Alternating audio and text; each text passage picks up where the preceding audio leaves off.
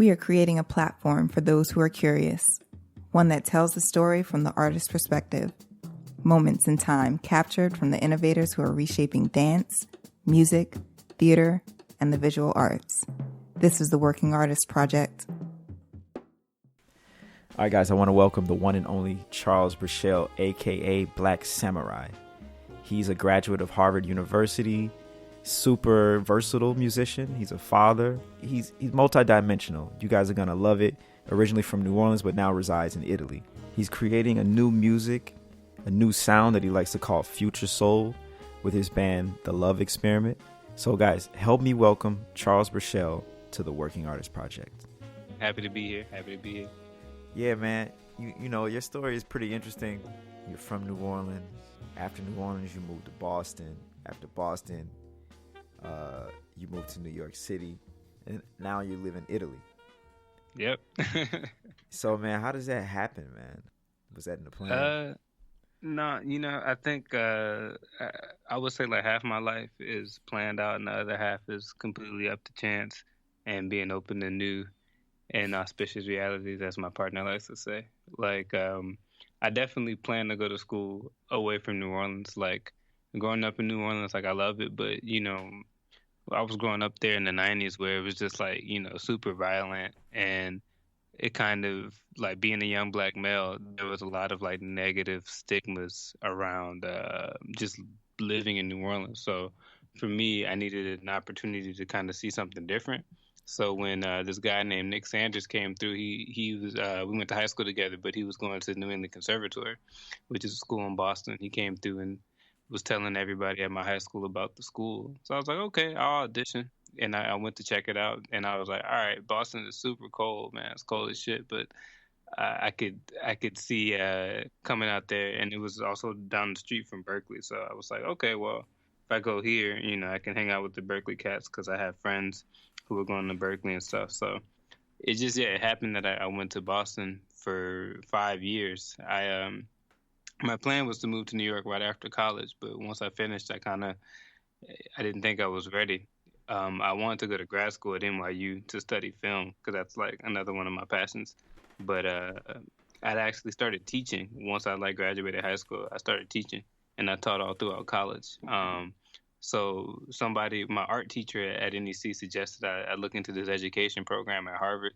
And it was funny because I hung around Harvard a lot because NEC and Harvard have a dual degree program. So I actually hung around Harvard a lot, but, I didn't go there. I just hung around. I played shows there. My band actually got to start playing at Harvard. And then, so, on a whim, I just applied for the program. And it was so funny. You love this. I was doing my application last minute, and I was playing a gig. This must have been late December, early January, with Delfayo Marsalis' Uptown Jazz Orchestra. Oh, yeah, okay. And during the set break, I had to turn in the application. It was due at midnight, so I had to I brought my laptop to the gig, and I was like, all right, let me finish this joint during the set break. This is at Snug. It's we got a little, you got a good break. Right. So I finished it, and I somehow got internet there because I feel it's real hard to get internet there, but I got it and I turned it in, and I wasn't expecting much, but a couple days before my 22nd birthday, I guess that was, I got the email that I got in, and that changed my life, and it sent me on a whole different direction. And I've been teaching now for the past I've been teaching for a long time, but I've been teaching in a more serious manner for the past 4 years. And it just, I guess to make the question not run on forever, I think it's just you have to be open in life to wherever opportunities can take you, and not being so fixated on things looking one certain way. I think that's the biggest thing I fight every day, is having my vision of the future, but also trying to be open to better visions of the future, because I didn't foresee myself going to Harvard, but it's something that came up which worked out better than whatever I was planning for myself, So it's the same thing even with me living in Italy now. I didn't foresee this at all, but there's so many opportunities professionally, but also just personally, that I've gotten by being able to step out of the country that I don't think I would have been open to if I was continuing to just stay in the same thing. I'm writing now. I write for a music blog, and I'm producing for some pretty dope Cuban musicians, and I'm still making my music with my band back in New York. But I'm getting a whole new perspective on life and family, which is something that in New York. For me, I don't know. Being from New Orleans, living in New York felt kind of like an artificial reality. So, there's just a lot of things that I appreciate about living in Italy. And I think I've always wanted to live abroad or live somewhere new. So, it's different because being a musician, you get to travel all over the world, see a bunch of stuff. But it's different when you actually plant your feet somewhere else. So I don't know, to make that question short, because I could run on forever about that. It's just just try to be open. Yeah, man. It's real interesting because you went to Harvard, man, and it's like not something that most musicians can say. You know what I mean? It's thought of like as this very like prestigious intellectual place, and especially as a black man, like it's just not something that ever like at least none of my friends. Even when I heard you were going to Harvard, I was like, damn, that's crazy. Like you can do that as a musician. Yeah, man. I mean, what was the experience like going to Harvard every day? It was interesting, bro. Because like I said, during my undergrad, I went to Harvard a lot because I had friends who were going there and going to NEC, and I played at Harvard. So I felt like as a young college student, I spent a lot of my social time at Harvard, even though I didn't go there. And I originally applied to do this dual program between Harvard and NEC, which is funny how like fate works. I didn't get into that program. And, I was salty about it, but I didn't realize how new that program was. So I had friends who were doing it, and it was pretty like one-sided towards the side of Harvard. So instead of being an equal program where you could take classes at Harvard and NEC, it was really like you could take a bunch of classes at Harvard, and then you got like one class at NEC, and then you got a fifth year to take all your classes at NEC. So my friends actually helped change the structure of that program to make it more equal. But during the time I was going there, it wasn't an equal program. So what I did this master's in arts education, which is actually a 1-year master's program, which is amazing. So I still did a 5-year program, but the way the initial program works is that you get a master's from NEC and your undergrad from Harvard. So I would have to take 4 years of Harvard classes and all that. And the way what I did worked is I did my undergrad at NEC and I got my master's from Harvard, and I only had to do a year at Harvard. So for me, it's like, even though that was, in some ways, I could look at it as a failure that I didn't get in the program, it still worked out like really well for me because it actually, it worked out better. I got a master's from Harvard rather than my undergrad. I didn't have to do so many classes at Harvard, and I still got a really quality education. And it was great because I only had to do 1 year at Harvard, even though it was extremely intense. But the real thing, what got me into education was actually my mentor, Donald Harrison. He has a program for kids in New Orleans who are interested in being professional musicians. So, like, since I was a young kid, I saw musicians at a high level giving back to their communities and giving back to the youth. So I didn't think of it as something separate from what I was supposed to do as an artist. So going to school for education for me was just to broaden my knowledge around how I could be a more effective educator and artist, So I don't know. It wasn't like a huge leap of faith for me to go to that program. I was still very much surprised that I got in it, but to me, I felt it was a natural extension of what I was already doing with teaching in New Orleans and doing different master classes around the world and stuff. So, Man, I want to switch gears and talk about your band, and the name of it and the reason you create music. And the Love Experiment is an experience. And why do you call it that? At first, it was a joke. At first, it was me and my homeboy Oliver, and we called it our Love Experiment. It was for like a school talent show.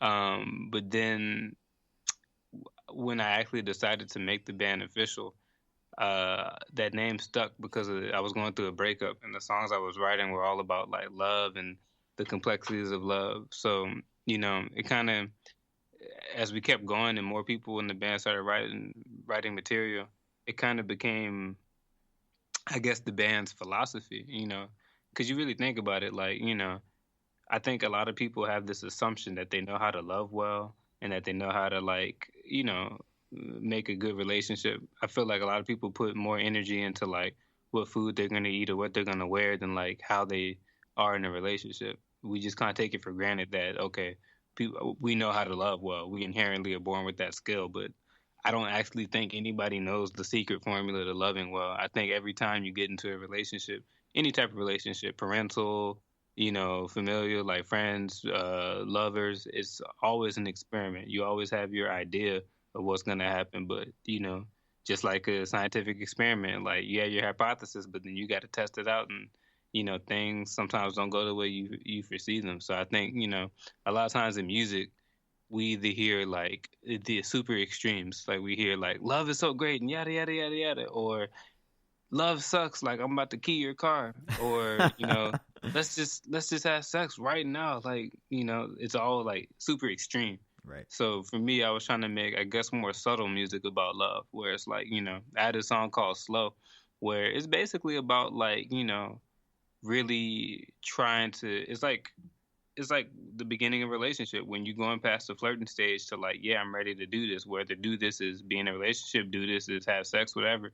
But it's really like kind of like a cautionary song of like, yo, like let's take this slow, like it's not just like, hey man, I like you, like let's fuck right now. It's let's take this slow, and I think that's something in our generation we don't necessarily always value. So I think, a lot of these songs I was writing kind of reflectively, but also to kind of really describe the true nature of what I think a lot of times relationships are. Like, they're not this black and white thing. They're not these extremes, but there are a lot of these middle grounds and murkiness. So I don't know, the record and the music that we write a lot of times, I think, doesn't deal with love as an absolute, but kind of as an experiment, That's dope, man. So why don't I give my audience right now a chance to hear this one slow?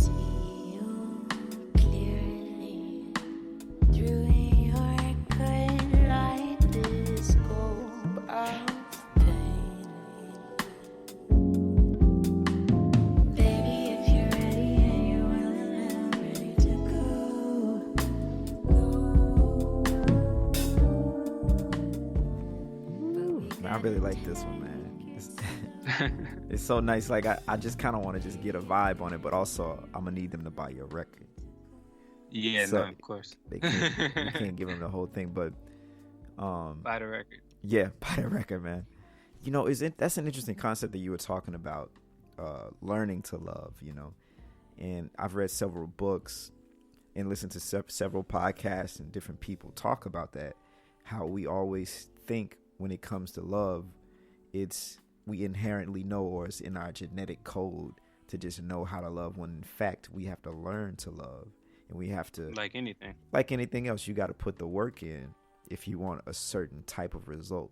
And I think that's why a lot of people experience bad relationships, I mean, myself included, man. You know what I mean? It's like, I've been married and divorced, and in a lot of it is definitely due to my inability to adapt to the love situation versus like putting my concept of love on this other person without giving it any room to change and grow. Right. Yeah, man. So it's difficult, man, because it's like you said, we're all shaped by our experiences, so we all have these concepts of like, this is how you love, and it's based on what we've seen growing up or what we can reference as relationships. But I don't think a lot of us realize that you can study this, like you can also study people, you can also like figure out how different people love, what their love language is. You know, there's so much to it, and I think what it really takes, though, it takes you understanding yourself before you really try to understand another person. I think a lot of people get in relationships to actually learn about themselves, even if they don't realize that. It's like that's actually a way a lot of people work out their issues and stuff, is by being in relationships with other people, because then whatever your shit is, it gets reflected right back to you. Ooh, ain't that the truth? So I'm curious, man. What do you call your music, man? It's like, for me, I hear hints of jazz and hip hop and like neo soul. You know, what do you call it? Yeah, man. I was call it future soul. You know, and that's kind of like my idea of like, this is soul music for like the new generation. You know, so it embraces all the elements of what came before it. Obviously, like, it embraces a lot of jazz, because my original thing was always like, all right, I want to make jazz for people who don't think they like jazz, and I want to make jazz for people who go to the club, and you know, like, all these ideas of like trying to save jazz, which is really not something that needs to be saved. It's more of just, you know, it's just having people's perspective change on how they view music, you know. So for me, yeah, future soul is one thing. Then I started seeing people come out using that. So I was like, all right. I also like to think of it as drip music. You know, you can use whatever connotation you want with that.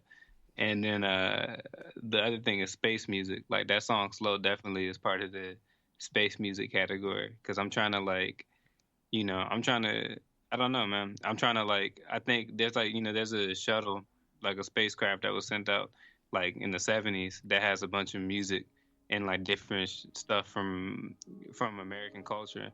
And the idea was like, okay, if it makes contact with aliens or another life form, like, they'll get a snapshot of who we are at this moment in humanity, you know? So the way I look at it is like, I'm trying to make music to communicate beyond this planet, to communicate to the stars, you know what I mean?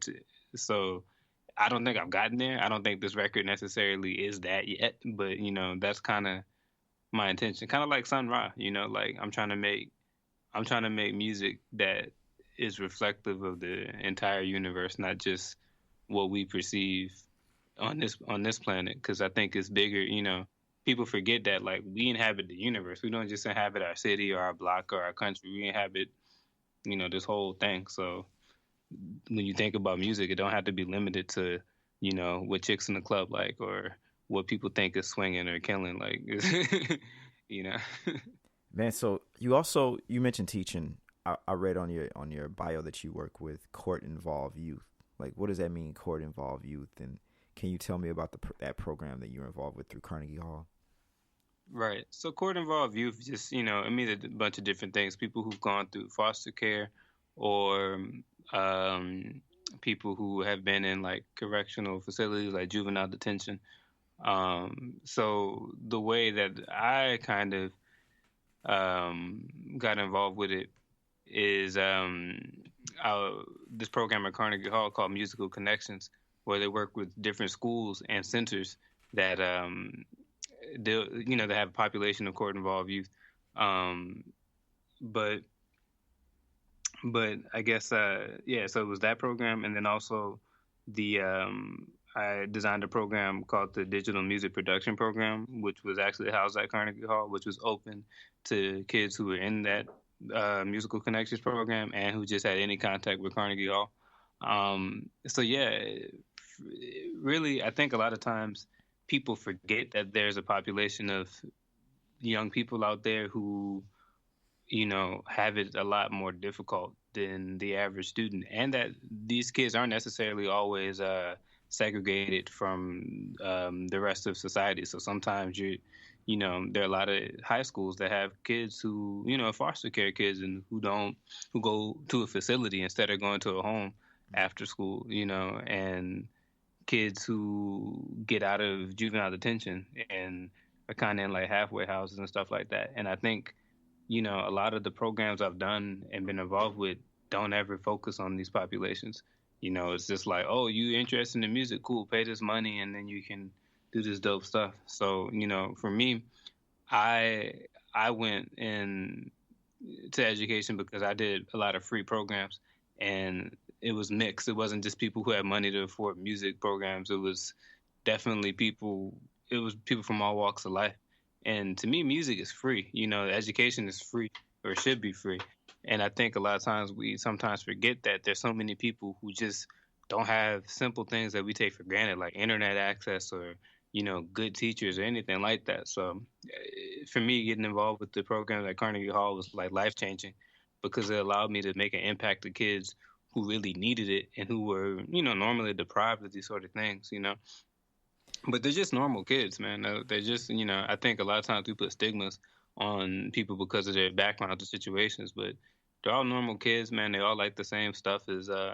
I think it's one thing when there are institutions that go out of their way to give opportunities to populations that normally get looked over, So right. For me, that was super, it was just super dope to be able to use my abilities to help that. It wasn't just like, oh, we're rich and have money, so let's just get it. Let's just start. We want to learn how to do X, Y, and Z. It's like, you have no money, you have this, you got a difficult background. It doesn't matter. We're still going to teach you. We're still going to love you. We're still going to give you these gifts, and we're not going to judge you. And I think that was one of the greatest things about the program is no judgment. It's not like, oh, you kids are different or this, nothing. It was completely like fluid. Like you didn't know who was involved because it was mixed too. It wasn't just court involved youth, but you didn't know who had what background. So it was really, it's kind of like, I guess, my hope for the future to see young people interacting and very loving and respectful and, with the same purpose. They just want to learn music. They want to learn how to produce. They want to learn how to make songs. And there's not a judgment of you're black, you're white, you're gay, you're trans, you're this, you're that, you're from a lower SES background. It's none of that, which I think my generation grew up with a kind of like false sense of security that we lived in a kind of like post-judgment society, but that's not true.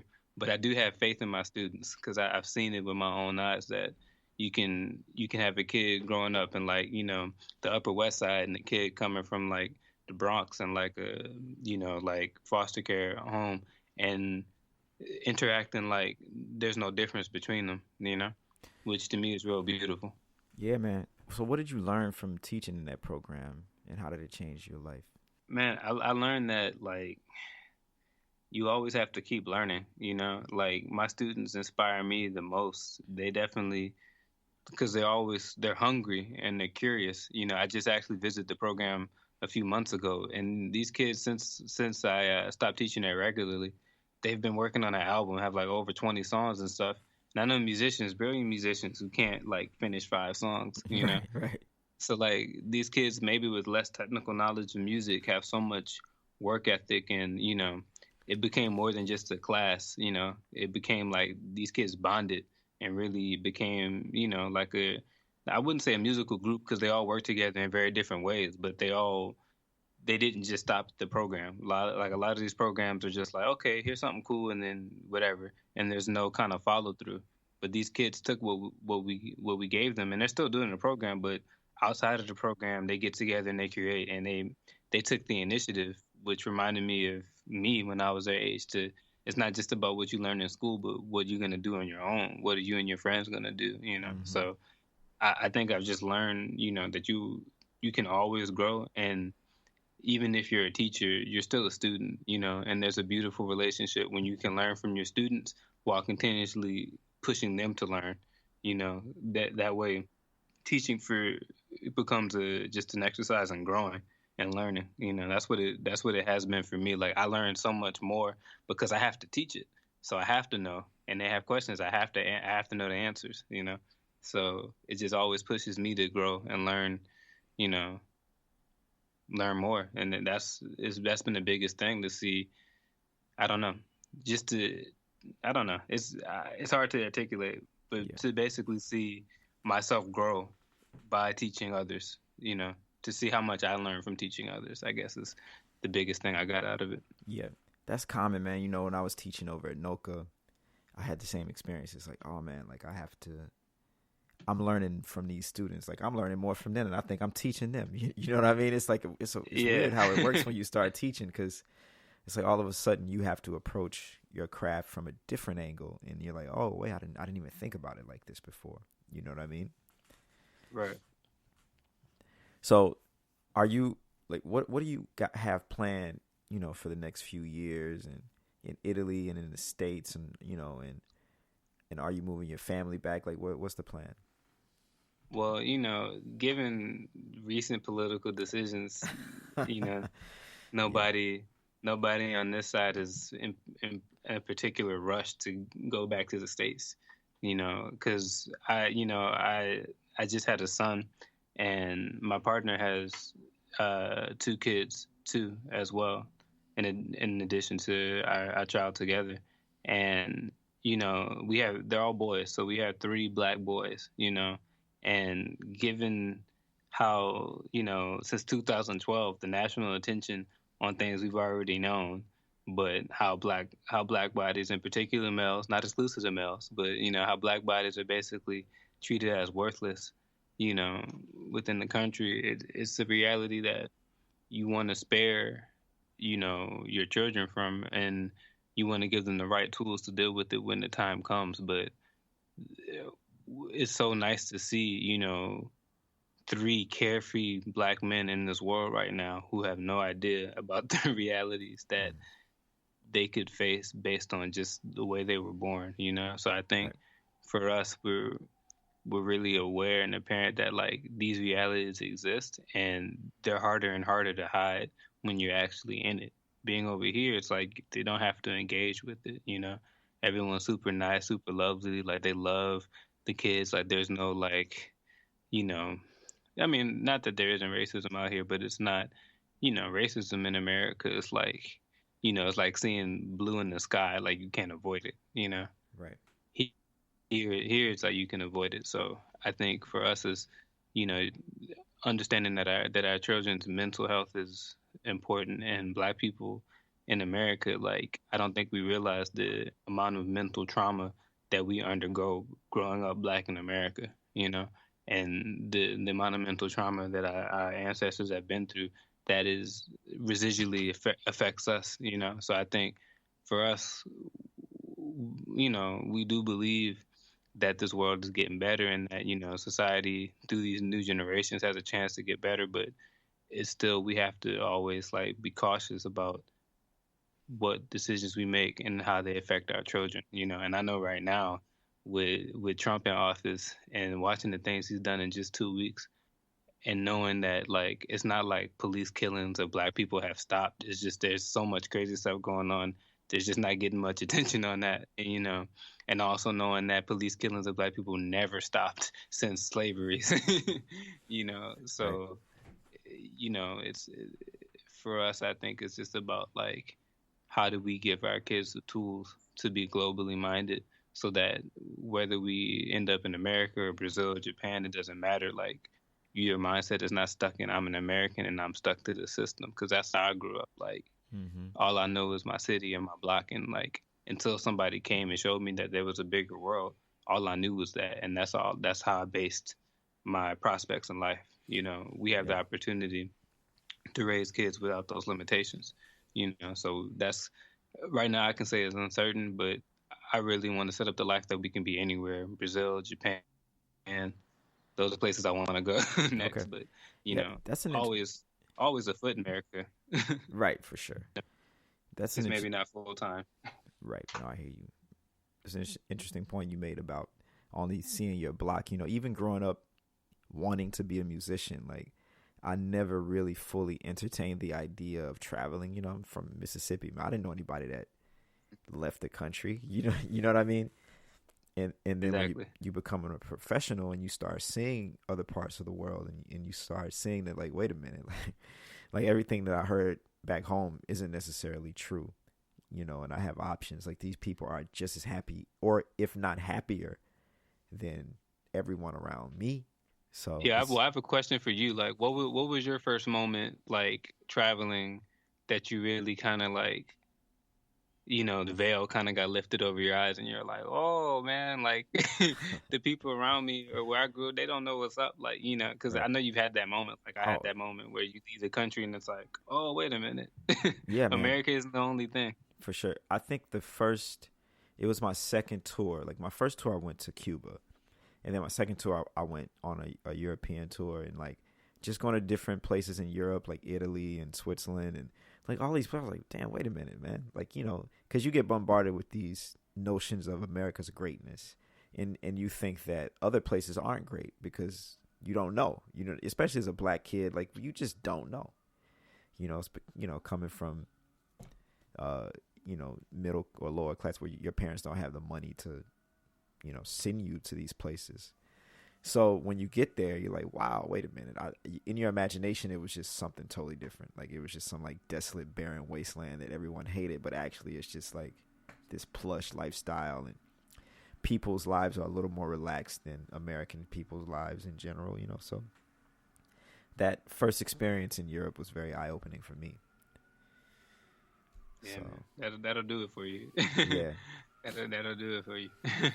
Man, I want to listen to another track from your record, man. Maybe one that like exemplifies like love from a friendship place. Well, there's a song called Friends that that's basically that.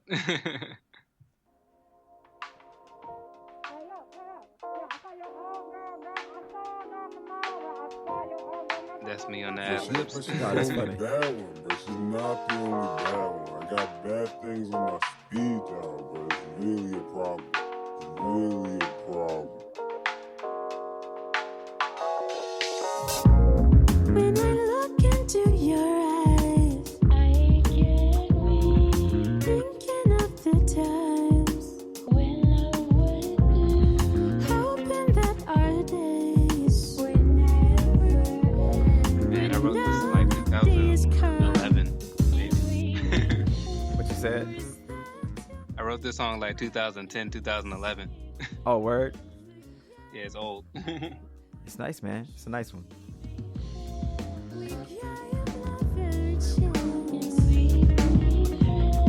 Is that too much too? Is that too much too?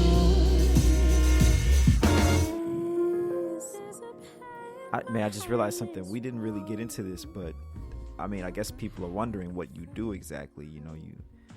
You play drums and you produce, right? Yeah. I play drums, I produce, I rap too. I got some rap projects coming out this year. I write. I'm getting into filming and photography. I think those are the main things. Yeah, production and I write songs. Like a lot of the music on this record, I wrote. So I'm trying to be a modern Black creative.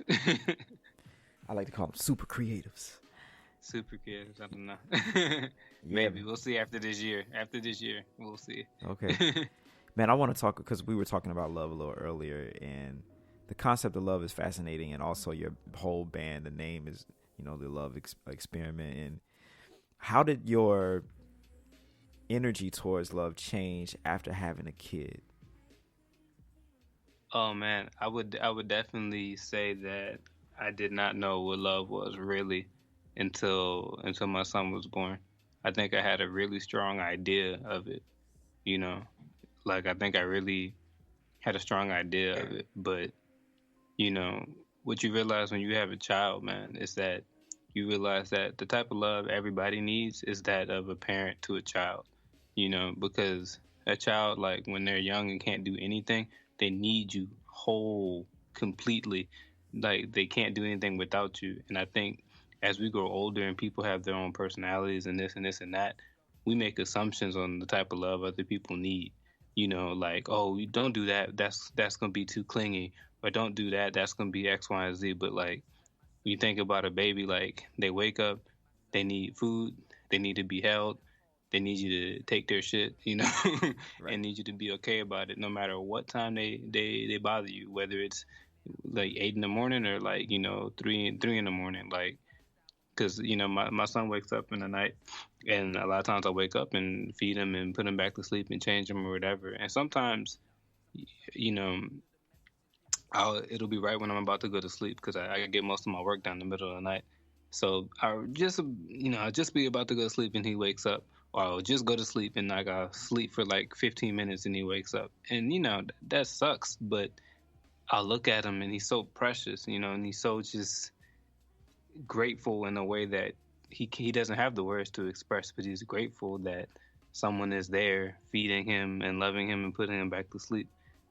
I realize, and I'm starting to realize, it's like everybody needs that. Everybody needs to know that there's somebody, whether it's your parents, your lover, your friends, that like will be there for them when they can't be there for themselves, And I think having a child shows you that those are the essential things you need in life. You need food, you need shelter, and shelter can be as simple as someone holding you, and you need to feel safe, right? And you need somebody who will take your shit. who won't complain right about having to deal with your shit, And I think that's really what it is. So for me, man, like I definitely, I still have a lot to learn about being a lover and loving people well, but definitely having a child has opened my eyes to what it really is to really love, And I think, like we were talking about earlier, I had a lot of ideas and preconceived notions on what love was supposed to be. But when you get a situation where you are responsible for bringing another person into this world and helping with that process and helping raise this person, you realize like how deep love goes, like I remember my kid got sick, and like just the way that hurt me that he was sick was something I never felt before. Like my parents get sick, my friends get sick, but like my son getting sick, like it devastated me, and I think that's the type of love that we should all aspire to. One in which doesn't complain and doesn't find inconvenience, but finds a sense of responsibility in loving something or somebody well, like it gives me great pride to love my son and to take care of my son. And I believe it should give everybody great pride to love their wife, love their girlfriend, love their father, love their mother, with the same type of like selflessness, And that's something that like I can't say I'm perfect. I'm not perfect, but it's something I'm definitely working on to love in a very selfless way. Because having a kid will teach you that it requires selfless love. Otherwise, you're not going to be a good parent. Now, why do you think we lose that for our neighbors? You know what I mean? Because it seems like the world would be such a much better place if we could just adhere to that concept of love that you just described now. Because it requires sacrifice, and I think a lot of times you grow up in this world and you start getting your perspective shaped by what you're surrounded by. I used to not smile as a kid because, I know you said this is a free kind of podcast. I was around a bunch of niggas, man, and it wasn't cool. It wasn't cool to smile. Like it wasn't cool. Like you have to be hard. Right. Like because people were dying, like people were getting killed all the time, mostly because they, you messing with the wrong people, but also if you were perceived to be weak, then you would get picked on, you would get jumped, you might get robbed, so like you couldn't show anything that resembled weakness, and smiling, in my opinion, resembled weakness. This is the era of gangster rap and all that, so all the rappers and everyone got a mean mug on their face, so as a kid, yeah, you laugh, you joke, whatever. But like when I really reflect on being a young black boy, like I didn't smile a lot. Like I laughed and joked, but the laughing and joking usually came when we were making fun of somebody, So like really thinking about it as a perspective of a man, like I think black men and black people in general, women too, we internalize so much pain and trauma that we adapt unnatural ways of dealing with our emotions, So as it comes to like, why don't people love in these selfless ways? It's because our environment has been filled with so many things that cause us not only to like not understand how to love our neighbors, but not understand how to love ourselves. So if we don't know how to love ourselves, we're not going to be able to love anybody else effectively. Mm-hmm. And I think that's really the big issue, is that in every aspect of society, we find different ways in which love is distorted, and it causes people to not love themselves well. Therefore, they can't love their communities well. And I think it's on us to get back to the essence, whatever that means, like of how we're supposed to be. I think learning history and studying ancient, practices, definitely African, because like those are the first people. Like really understanding like one that this is my philosophy. One that like we all come from women, right? So we have to learn how to respect women and understand that like even as men, we have feminine energy that we have to balance and not be afraid to embrace. Like you look at the problems of the world, man, there's a lot of men just messing shit up. Like a lot of men just trying to go to war for what? To make money for what, though? At the end of the day, if you're heterosexual, like at the end of the day, you want all this money and power, but you want to be embraced by a woman, whether it's your mama, your sister, or your wife. So it's like, why do we disrespect our women? Why do we do all these things? And it's reflective in every part of society. I think if we learn how to treat ourselves better, whether that's man, woman, child, whatever, then we can learn how to treat each other better. But the hardest thing, man, is combating yourself and dealing with yourself. That's like the hardest thing. People don't want to do that, so we hide. Some people hide in prescription pills. Some people hide in sex. Some people hide in their careers. But the hardest thing to do is to face yourself and fix yourself. And there's so many things, especially in America. That's something that living in Italy has shown me. Like there's so many glaring issues throughout various facets of American society that people just use things to hide.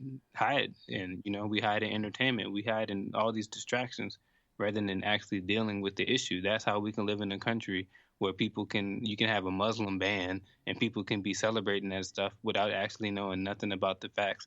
And families are getting separated, people are dying, all this stuff, and people can celebrate that, not knowing the Muslim man is driving your taxi. The Muslim man is like, the one who has the bodega open at 3 a.m. so you can get a sandwich, like, right. Right. So we gotta do a better job of understanding and loving ourselves. Otherwise, we're gonna be like how the American psyche is, man, xenophobic, like afraid of everybody, Damn. Yeah, bro. You just dropped a lot of knowledge right there. Man, so 10 years from this moment, 10 years from today, right now, where do you see yourself? Man, 10 years from now, I'll be about to turn 36. I'll be about to turn 37. I'm turning 27 in a few weeks. So I'm hoping 10 years from now, man, like, my little boy will be 10. I'm really hoping to make it shift. I want to direct movies. I want to write books. I want to get back into visual art. I want to make a children's cartoon show. I've watched many children's cartoon shows now. And actually one of my homies from high school is like the main producer of this show called Clarence, which is super, super funny. And it was funny because in high school we used to just kick it and draw cartoons and stuff. And now he like does that. So it's real crazy to see someone living their dreams in like a very undeniable way.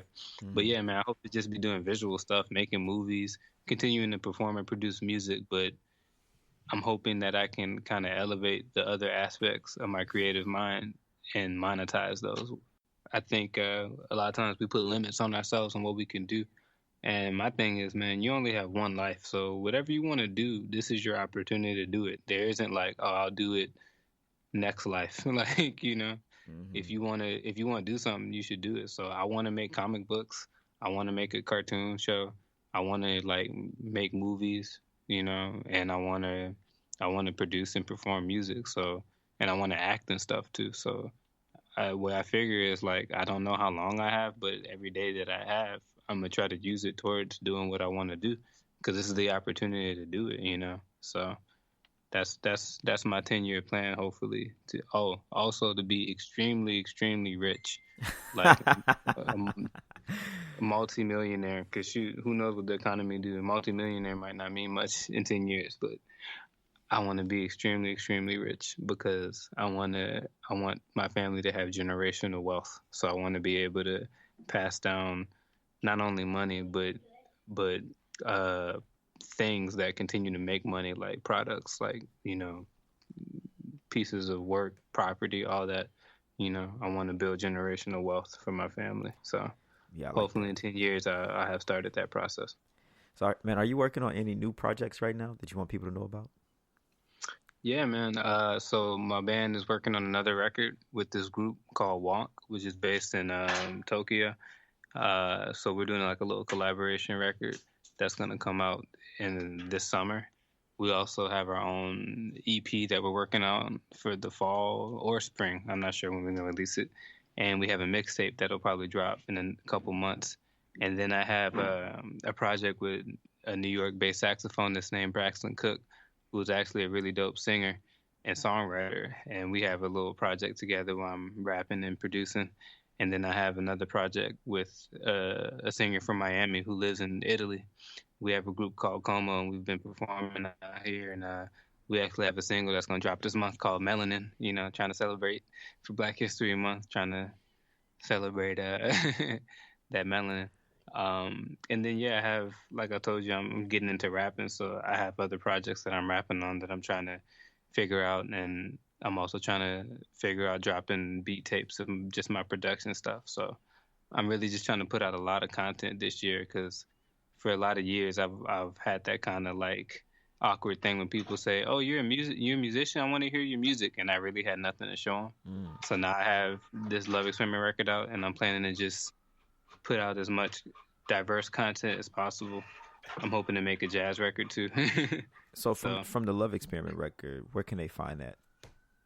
Okay, you can get the Love Experiment record.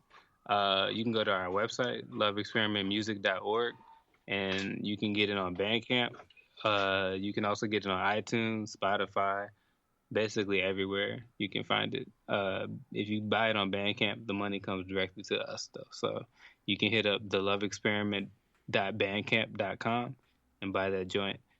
But you can also find it on Apple Music and Spotify and all that good stuff. So, support the home team. We got more music coming out, and this music has been a long time in the making. So it's all the support is appreciated. We've been around. We're gonna turn 7 in a couple of weeks, the band. So we're really hoping to take this music on the road. We have a couple prospects to do some international touring. So we're trying to take this thing to the next level. We've definitely put in the grind work. That's what's up, man. I'll definitely link. I'll put the links in the description, and you guys can click it, and also you can reach out to Charles. I guess you Facebook. Yeah, I'm on Facebook. I'm on Instagram as BLVK Beats. I'm on Twitter as that too. That's probably a good way to contact me. Twitter and Instagram. But yeah, my government name is is where you can find me on Facebook. But yeah, I'm out here. Also, I got my own website, charlesburchell.com. You can go to the website, check out what I'm doing in the worlds of education and music. That's what's up. Man, why don't we listen to one more, man, before we go? Definitely. Which one? Let's play Want Your Love. Want Your Love.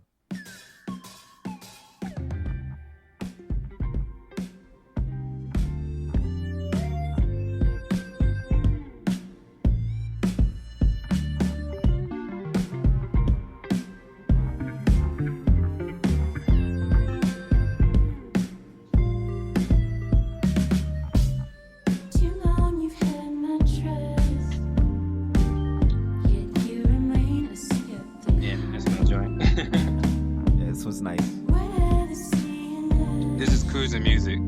This is to put in the whip and ride. Yeah, it's taking me. It feel for whatever reason it's feeling like Earth, Wind, and Fire to me for something. You know what I mean? Yeah, it has that vibe. you refuse to return the page of need to be committed, making me insane.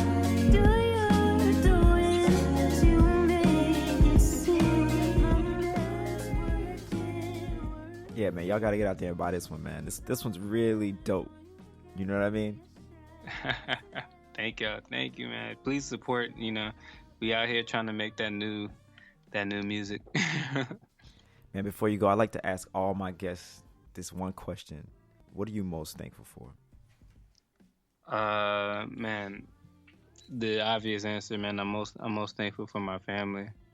I have an amazing partner who's been extremely supportive during my time, transitioning from America to Italy. I have amazing kids that I'm real thankful for. They give me a reason to to smile every day, man. I have amazing parents who've been supportive through me through all my different life decisions. I have an amazing band that didn't complain when I left the country and have been on the grind making things happen.